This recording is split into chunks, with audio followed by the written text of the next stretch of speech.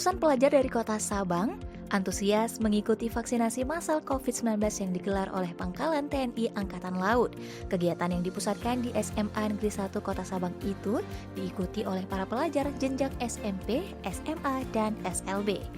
Della, siswa SMA Negeri 1 Sabang, mengatakan jika dirinya divaksin karena keinginan sendiri tanpa paksaan sekolah pada Sabtu 25 September 2021. Senada dengan Della, Tara, salah satu siswi lainnya mengatakan jika awalnya dia tidak mau divaksin karena takut dengan jarum suntik.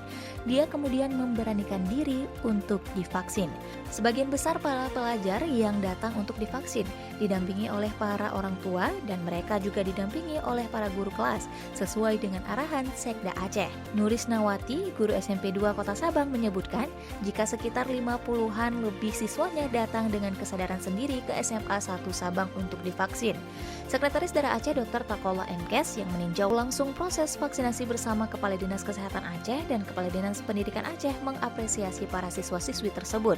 Mereka, kata Takola, telah melakukan upaya pencegahan COVID-19. Kepada para guru, Sekda mengatakan jika sebenarnya masyarakat tidak akan menolak vaksin jika mereka menerima informasi yang benar dan tepat terkait manfaat dari vaksinasi COVID-19.